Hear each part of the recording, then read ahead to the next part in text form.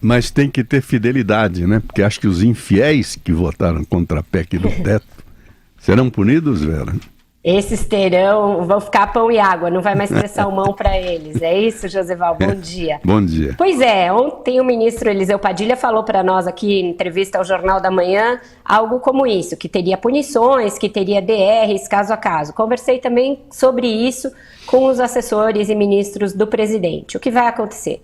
Vai acontecer o seguinte: os infiéis, daqueles 110, uma parte é oposição e uma parte é governista que votou contra o governo. Esses vão ser chamados às falas, um a um, para que expliquem se estão do lado do governo ou não estão.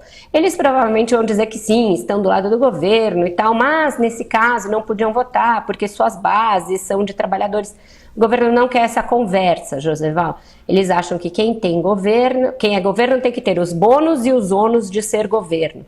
E tem de deixar isso muito claro.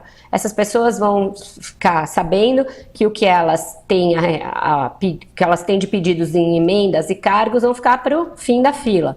E o presidente Michel Temer fará amanhã, aí isso é importante, uma conversa com o governador de Pernambuco, Paulo Câmara. Por quê? Porque o PSB, partido do Paulo Câmara, foi o que comandou as dissidências, comandou as traições. Teve 10 votos contra a medida. E Pernambuco é o principal estado do PSB.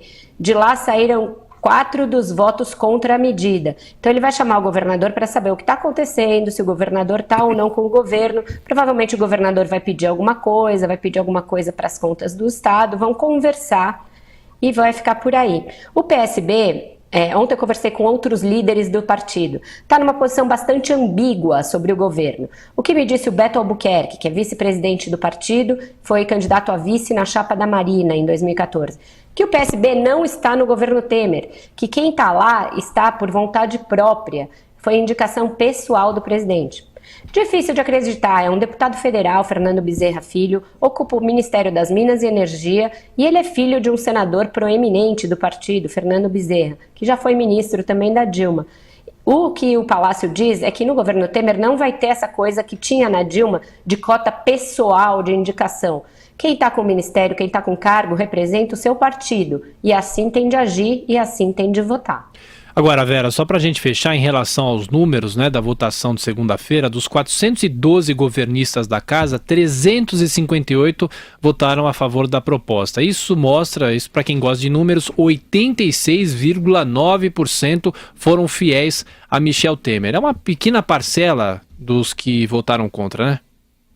Pois é, a Dilma nunca obteve um índice de fidelidade tão grande. E partidos que antes com ela eram contumazes, infiéis, como PSD de dado e PMDB, votaram praticamente fechados. O PSD teve alguma divergência e o PMDB teve uma unanimidade que eu acho que eu nunca vi nos tempos recentes, se tratando de um partido que é chamado de federação de partidos, que tem várias tendências, várias alas.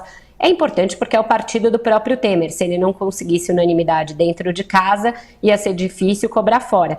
Uma curiosidade nesses números, Thiago, a que você se referiu, é o seguinte: o PDT, que é a oposição, deu 6 votos a favor da proposta. Parece que eles estão querendo conversar com o governo, querem ser chamados para dançar, querem ser chamados para o próximo salmão. E das 2 abstenções que houve, uma foi do PT. Eu não sei se o deputado se confundiu na hora de votar ou se ele estava realmente confuso, mas esse é um que vai ser chamado para uma DR, por ter votado abstenção em vez de ter votado contra a medida. Ô Vera, bom trabalho para você e você volta às 5h30 da tarde no 3 em 1 em AM/FM também. Até mais tarde, Vera, até já. Assim como você, assim tchau. Assim como eu, até já.